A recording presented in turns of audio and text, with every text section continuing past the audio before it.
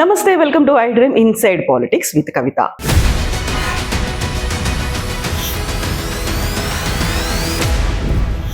Sir, ఇప్పుడు తెలంగాణ రాష్ట్ర ప్రభుత్వం ఏర్పడి 1 year జరుగుతోంది. సంబరాలకి ఏర్పాట్లు చేస్తోంది తెలంగాణ రాష్ట్ర ప్రభుత్వం. మనకి ఎలక్షన్లు కాగానే ముందు ఒక 2-3 నెలల పాటు సంబరాలు, సెలబ్రేషన్ సాధించినట్టుగా. ఈ ప్రజలు ఏదో ఉన్న వాళ్ళల్లో ఎవరో ఒకరికి పట్టం కట్టాలి కాబట్టి తాత్కాలికంగా మీ చేతికి ఇచ్చారు. అదొక వినమ్రమైన బాధ్యత. దానికి మీరేదో గొప్ప ఘనకార్యం చేసినట్టుగా ముందు సంబరాలు. మొట్టమొదటి వచ్చేసారి కూడా అధికారం మందే, అంటే అధికారం కోసం తప్ప ప్రజల కోసం కాదు. చాలా స్పష్టంగా చెప్తున్నారు ఏ పార్టీ అయినా కూడా. మళ్ళీ ఏడాది సంబరాలు, మధ్యలో పెద్ద పెద్ద విగ్రహాలు. మహాత్మా గాంధీకి విగ్రహం వద్దని ఎవరు అనరు, కానీ గాంధీ గారి విగ్రహం అక్కర్లా. మీరు విగ్రహాలు పెట్టకపోయినా, మీరు గాంధీ గారి పేరు గురించి మాట్లాడకపోయినా ఆయన కీర్తి అజరామరంగా ఉంటుంది. ఓ గాంధీకో, అంబేద్కర్కో, బుద్ధుడికో మీ మెడల్స్ అక్కర్లే. వాళ్ళ బోధనల్ని పాటించండి స్వామి ఆచరణలో.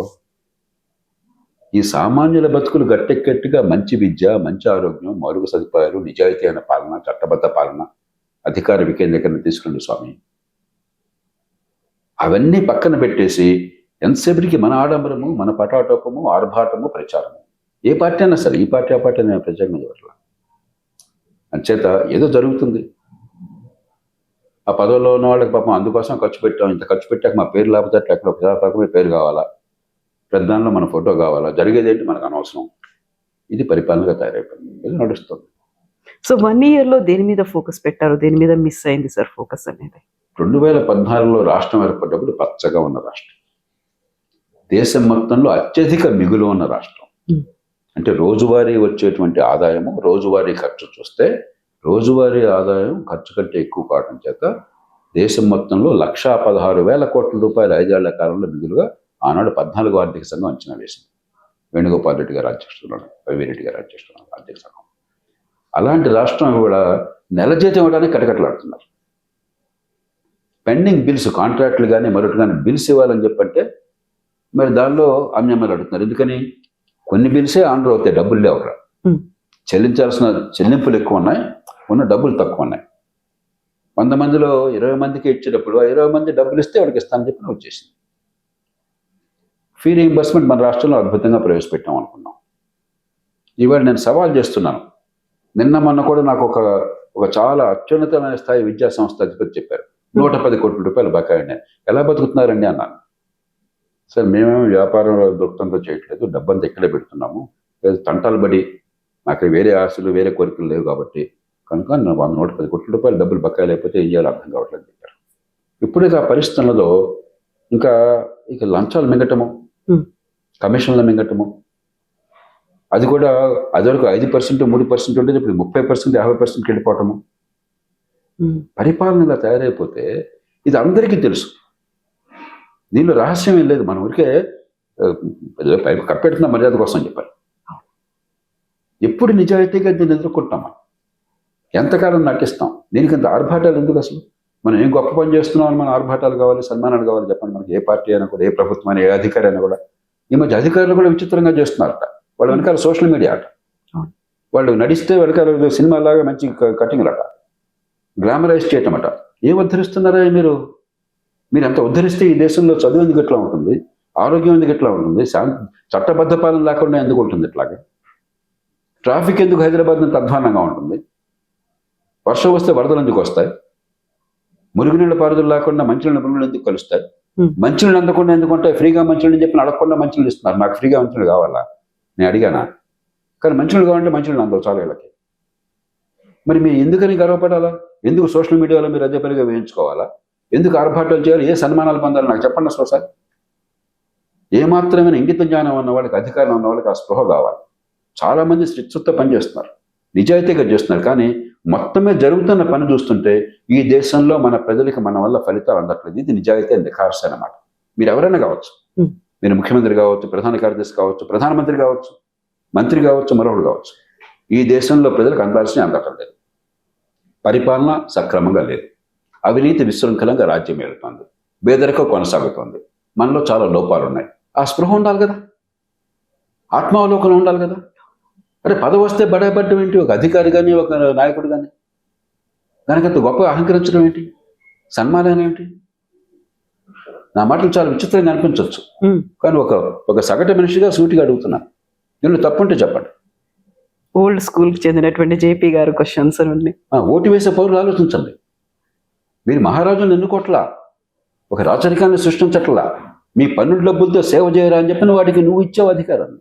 ఈ అధికారం ఎట్లా ఉపయోగించమని అధికారం ఇచ్చింది, అందుకోసం వాళ్ళు అక్కడ కూర్చున్నది. ఇది పూర్తిగా మర్చిపోయినాం. మళ్ళీ మనం గాంధీ గురించి మాట్లాడతాం, అంబేద్కర్ గురించి మాట్లాడతాం. నిజంగా మనకు అర్హత ఉందా? గాంధీ అంబేద్కర్ గురించి మాట్లాడే అర్హత మనకుందా? వాళ్ళ జీవితంలో ప్రబోధించిన విలువలేమిటి, పాటించిన విలువలేమిటి, మనం చేస్తున్న పనులేమిటి, మనకు అర్హత ఉందా? ఒక్కసారి ఆత్మావలోకనం చేసుకుంటే బాగుపడుతుంది. సార్, ఇప్పుడు మేము గాంధీ ఐడియాలజీ సెంటర్ పెట్టబోతున్నాము. 222 ఎకరాల్లో మీరు కేంద్రం తరఫున సహకరించండి అనే మాట. అందుకనే గాంధీ గారి నుంచి మాట్లాడటం. నువ్వు గాంధీ గారిని గౌరవిస్తానంటే వద్దని గాడి ఏమని అంటాడా? కానీ ఇది గాంధీ గారి గౌరవం కాదు, ఇది అంబేద్కర్ గౌరవం కాదు, ఇది బుద్ధుడికి గౌరవం కాదు. గాంధీ గారు అర్భటాలు కోరల. గాంధీ గారు అధికారాన్ని ఒక సేవగా భావించమన్నాడు, రాజకీయాన్ని పవిత్ర వ్యాసంగంగా చేయమన్నాడు, సిద్ధాంతం లేని నిబద్ధతలను రాజకీయం మహాపాపం అన్నాడు. అవినీతి అన్న మాటకే ఆయన అసలు అవకాశం ఇచ్చే మనిషి కాదు. ఈ సామాన్య ప్రజల బతుకులు బాగు చేయడం మన లక్ష్యం ప్రబోధించాడు. మరి గాంధీ గారిని గురించి మాట్లాడే అర్హత మనకి ఎక్కడుంది? అసలు ఏ రకంగా అర్హత పొందాం? ఆయన విగ్రహం కడితే ఆయన ఆత్మ శాంతిస్తుందా? మనకు మనమే ప్రశ్నించుకోవాలి. అందుకే దేశంలో విజ్ఞులు గాంధీ గారి పేరు మాట్లాడరు, అనవసరం, మనకు అర్హత లేదు. చేతనైనంత మంచి చేద్దాం, చేతనైతే.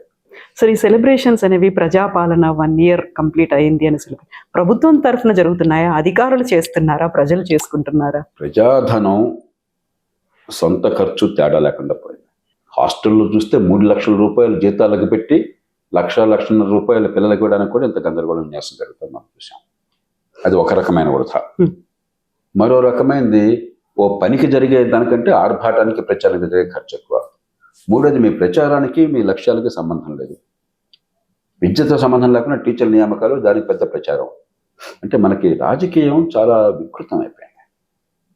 ప్రజల జీవితాలతో సంబంధం లేదు. ఏదో రకంగా మాటలు చెప్పో, ఒప్పించో, ఆకర్షించో, తాత్కాలికమైన తాయిలాలిచ్చో, కుల మతం రెచ్చగొట్టో, డబ్బులు పంచో అధికారంలో రావాలి, ఉన్న అధికారాన్ని కాపాడుకోవాలి, మిగతావన్నీ మాకు అనవసరం అనే పరిస్థితికి మనం వచ్చాం.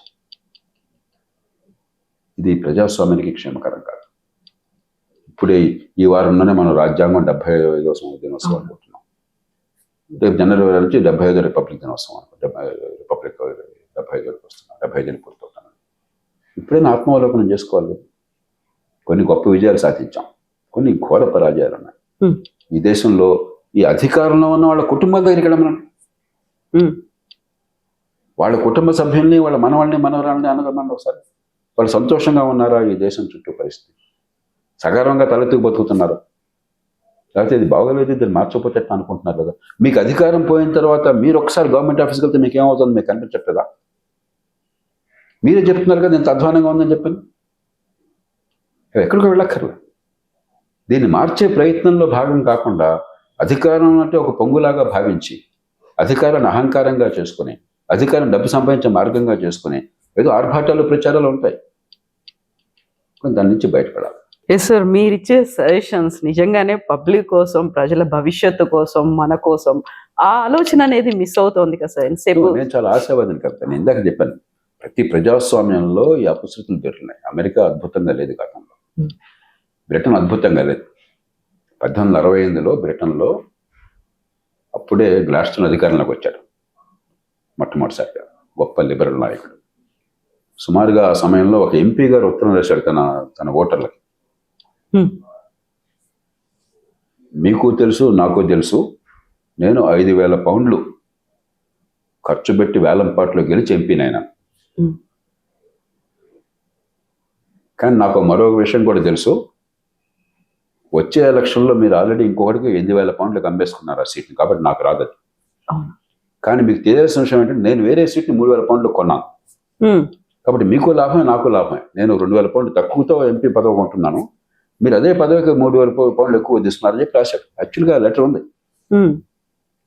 అంత దారుణంగా ఉన్న పరిస్థితి నుంచి ఆ దేశంలో బ్రిటన్లో నాయకత్వం, గ్లాడ్స్టోన్ నాయకత్వంలో ఆ తర్వాత 25 ఏళ్ళుగా ఈ వ్యవస్థను మార్చి 1892 నాటికల్లా ఒక గౌరవించదగ్గ ప్రజాస్వామ్యాన్ని తీసుకొచ్చారు. అలాగే అమెరికాలో న్యూయార్క్లో కానీ, ఫిలడెల్ఫియాలో కానీ, ఇతర నగరాల్లో కానీ దారుణంగా ఉండేది ఎన్నికలు. దాని నుంచి బయటపడ్డారు. కాబట్టి మనం సిగ్గుపడాల్సిన అవసరం లేదు. ప్రజాస్వామ్యంలో ఇవన్నీ కూడా అనివార్యమైన. అందులో ఒక పేదరికం ఉంది, అవిద్య ఉన్నది. ఎప్పుడు కూడా విద్య అందించలేదు మనం. ఓటు అంటే ఏంటో తెలియకుండా ఏదో ఒక వేలవేరిగా ఉంది. ఓటు అరిచే హక్కు తప్ప ప్రజాస్వామ్యం దీనిలో లేదు. అధికార కేంద్రీకరణ ఉన్నది. కాబట్టి అవసరాలు దొల్లుతాయి. కానీ నాయకత్వం బాధ్యత ఏమిటి? దాన్ని నిజాయితీగా గుర్తించి మార్పు కోసం ప్రయత్నిస్తారా లేదా? లేకపోతే ఏదో రకంగా అధికార క్రీడగా భావించి ఎన్నికల్లో గెలవటమే పరమార్థం. ఎలా గెలిచి ఏం చేసామో మాకు అనవసరం, ఆ రకంగా కొనసాగిస్తారు. అది తెలుసుకోవాలి మనం. అది నాయకత్వం బాధ్యత. మిగతా వాళ్ళు ఎన్ని తప్పులు చేయొచ్చు, కానీ తుది బాధ్యత నాయకులది. ఎందుకంటే ప్రజల దగ్గర ఆ పౌర ఫటాన్ని పుచ్చుకున్నది మీరు ఓటు రూపంలో. మార్పు తీసుకొస్తాం, ప్రజాస్వామ్యాన్ని బతికేస్తాం, ప్రజల బతుకుని బాగు చేస్తామని మీరు మాటిచ్చి వచ్చారు. మరి మీరు ఆ బాధ్యత తీసుకోకపోతే ఎట్లాగా? అక్కడ వైఫల్యం వచ్చింది. కాబట్టి దీనికి ఏమి దిగాలు పడక్కర్లా, కానీ కొంచెం పౌరుషం కావాలి, కొత్త చిత్తశుద్ధి కావాలి, కొంత లోతైనటువంటి ఆలోచన కావాలి. ఇవాళ పౌరుషము, చిత్తశుద్ధి, లోతైన ఆలోచన కొరవడిపోయాయి. అదే మిస్ అవుతుంది. అది సమస్య. Yes sir, thank you so much sir. Thank you.